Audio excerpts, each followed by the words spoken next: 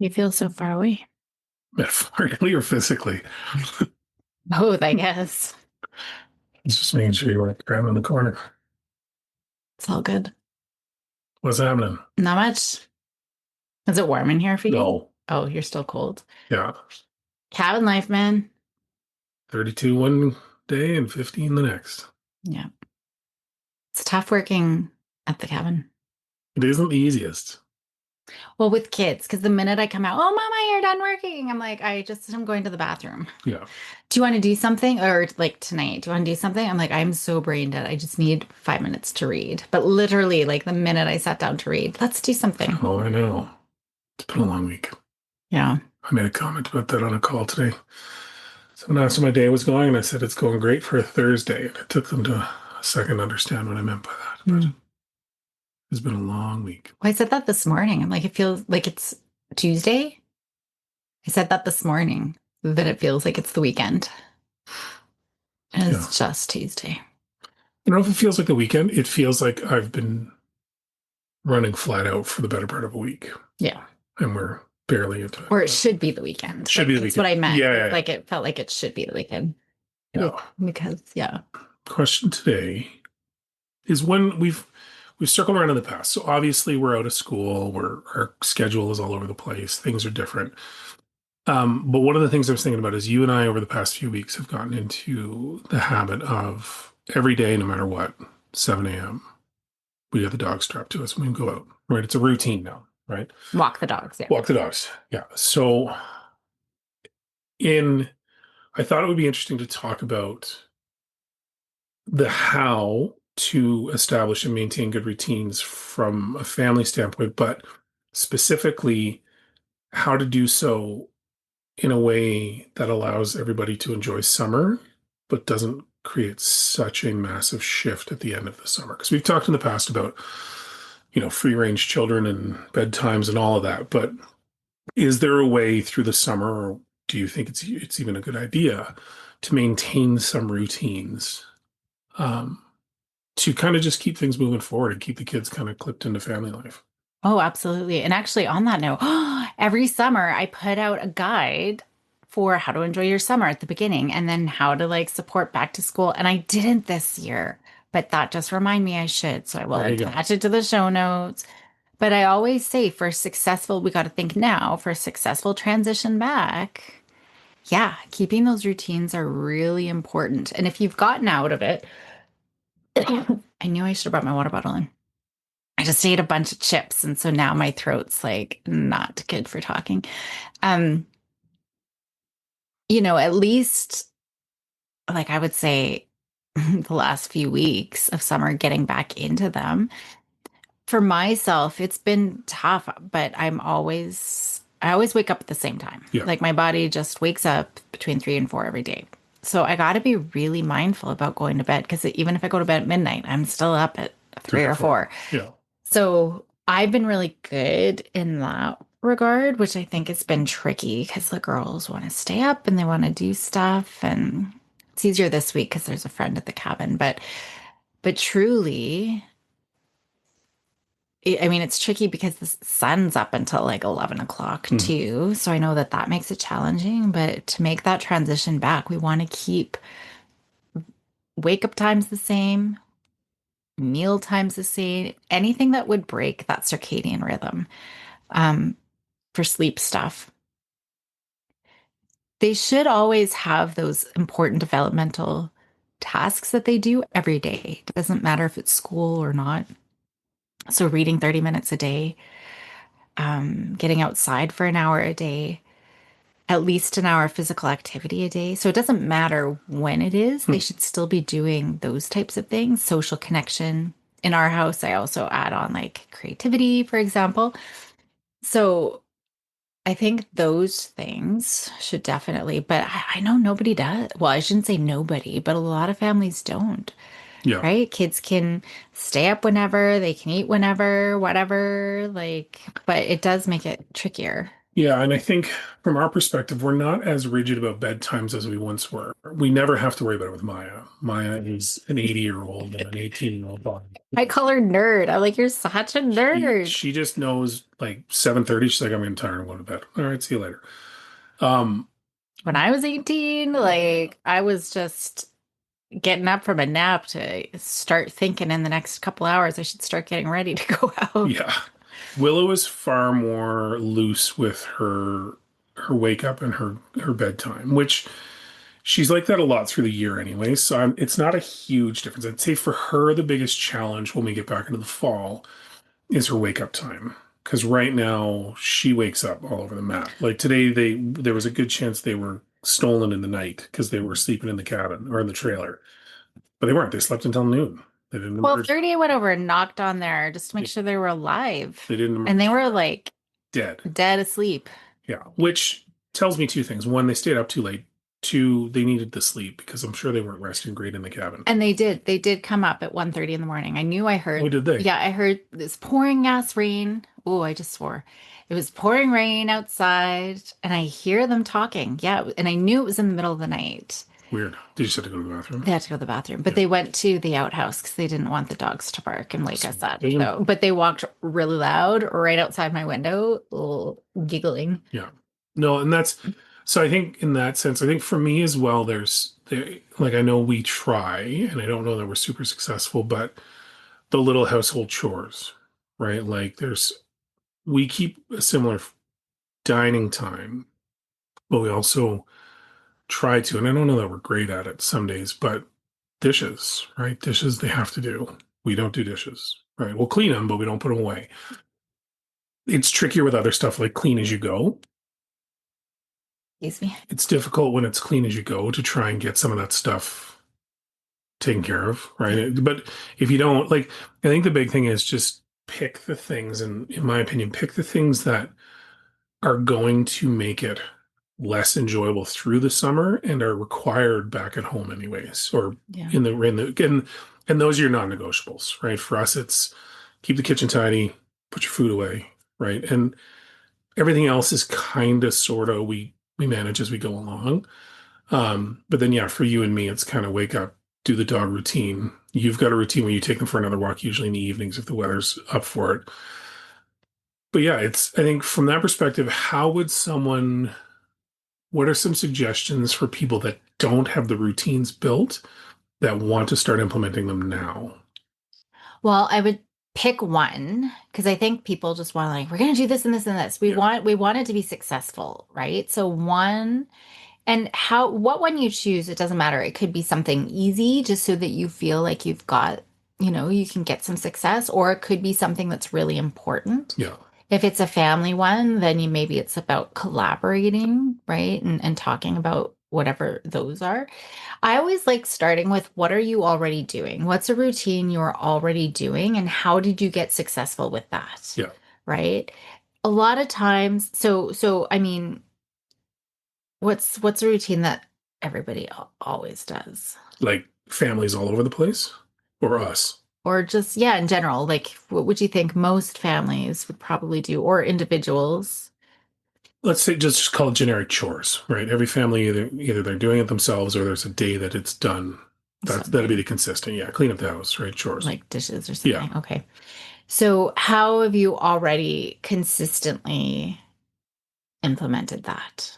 Right. So, Hmm. it's looking at the strategies that you've already used and add to that. So, like an easy one, packing lunches. If you're already cleaning up dinner and putting away the leftovers, that's a perfect time to add on The lunch. another, like add on to a lunch. So sometimes it's pairing on to something you're already doing. I mean, I think I've talked about this before. The morning pee. I think universally every human being in the face of the earth probably it's like has their first morning pee. Yeah. So for a lot of my teenagers, I pair that with something else, like also floss your teeth or also put on deodorant or also you have to wash your hands, so also wash your face. So sometimes it's pairing on to things you're already automatically doing. Yeah. Or it's just like use the strategy of how did you set that as a habit? Did you have an accountability buddy, right? Did Hmm. you self-coach yourself? Was it like with the chores? Maybe it was a family. Okay, this is the plan. As soon as, we so maybe establishing that rule, and maybe you made it fun, you added music. So whatever strategies you've used in the past, I would say is are going to be the most successful with you, because how you do it, you got to pick that Yeah. strategy, right? So I can brainstorm. I mean, yeah, adding music, calling it what it's not. I think I've talked about the Tom Sawyer effect before. Rush. I don't know. No. You What's haven't what know it? Rush? Well, I know Rush the band, Yeah. but what's the Tom Sawyer effect in relation to Rush? One of their major hits is called Tom Sawyer. Oh, okay. Modern day Warner Warrior, clean, clean pride. No, okay, never mind. We'll move on. We'll put that in the CanCon section of the notes. Well, maybe it's related. So it's essentially like Tom Sawyer fools other people to do his chores. Mary Poppins is another good example, right? She's just like a spoonful of sugar Yep. and she's like uses magic and just makes cleaning up fun, right? There's also another clip from Big Bang Theory, and she actually asks, do you know Tom Sawyer? And Sheldon's like, who? Or yes, I do, or something like, oh no, he hadn't. He didn't know the story. And she tricked him to do all of Howard's chores, right? Right. But we can call it what it's not, like time to do a treasure hunt, and it's like putting stuff away to find the buried sock. I don't know, something like that. So just calling it something that it's not, changing the language, chores, Yeah. right, let's clean up. But if it's, well, we used to use helping hands or whatever, or just 10 minutes, we would take turns playing music and we would have 10 minutes, just take a look. We didn't have to assign. It was just, I can see that that needs to be done. I'm going to do that thing. Yeah. Dinner time is good. The girls are, and that worked. Like dinner time now, the girls automatically, I'm gonna put the food away. Yeah. I'm gonna wipe the Because we counter. rotate jobs for the most part, right? The person that cooks doesn't usually clean. The person that cleans dishes doesn't do put food away or wipe counters and sweep. So the girls can pick it up however they want. So who typically the faster eater is the one that gets after the food being put away, but that's fine, right? They got to negotiate it, but they know those are the things that need to be done every single day, right? So it's a matter of the sooner we get it done, the sooner we move on. And then typically, you're right, you've added on that night walk to the end of it. So generally, I do dishes. You'll just grab the girls as soon as they're done their parts because I'm still doing dishes, and you take a quick walk around the park with the dogs, and then that's done, right? And then they don't fight it. They don't, I don't want to do this, right? Like it's a much more of just it's part of dinner, and it's not as, I find that way, it's not as big of a fight. So it's less, or it's more enjoyable that way because then they're just not thinking about it. It doesn't feel like a task. It just feels like an add-on to the meal. And that's what we have to do is we got to automate it. It becomes so automatic. It's just what we do, because as soon as you're like, should I, shouldn't I, especially at the end of the day, Yeah. the chances are you're not going to, right? Like it's just, you have to work so much harder. But the harder it is to do, you don't want to do it, but you still do it anyway. You're actually building positive, resilient brain pathways in your brain. So that's a good thing. But I mean, the dinner time for me, that was easy, just to take the dogs for a walk, because I feel bad to go and sit and read or do Duolingo if you're still doing the dishes. Even though I've helped do my Yeah. share of cleaning up, I still feel bad if you're still. So I'm like, hey, let's get out of the house Yeah. and still continue doing something else. So for me, that's really helpful too. So it's just finding that why, Yeah. right? Finding that it could even just be just knowing, like it just feels good in the morning to have the house, to wake up to that. So I'm just thinking of all the habits that I have, and I've just made them routine. So first thing in the morning, I do floss as I go to the bathroom. And the next thing after I wash my hands and stuff is to put on my workout clothes. So my workout clothes are hanging right next to the toilet, Yeah. literally. So I put on my workout clothes immediately, right? And then I get ready make sure everything's ready for, Yeah. for working out. So setting up the environment is another big piece. How can you set up the environment for you to be successful as well? Like if dog leashes are buried somewhere and they're not front of mind, I mean, they're right there. It doesn't matter what door we go out Yeah. of, They're right we're going there. to see those leashes. Yeah. and the dogs are whining and complaining. Yeah. So, there's that too. But so it's just starting with setting up the environment. I guess figuring out what that routine is, Yeah. starting with one thing and tracking progress. I love like the streak, Hmm. right? Like let's not break. The first time I heard it was Jerry Seinfeld, and I think I've talked about that before. He's like, "Don't break the streak," Yeah. right? And he was like, for himself, he had to write one joke every day.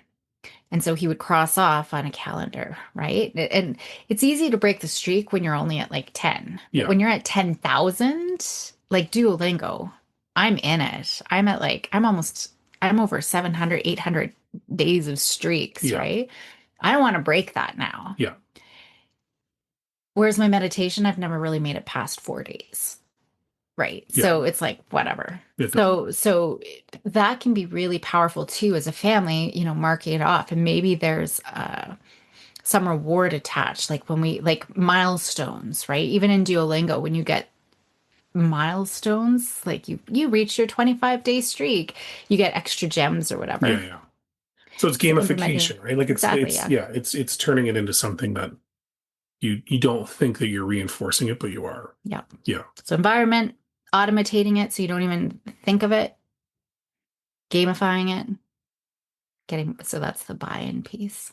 Collaborating. Yeah. I think that's the other thing is if it's not a fight, if you can figure out if you can identify the things that you want to get done or that need to get done, and then yeah, you can work on how everybody's on board with getting it done and then make it a bit more enjoyable. It just goes that much faster. And sometimes timing. Like it was always a slosh.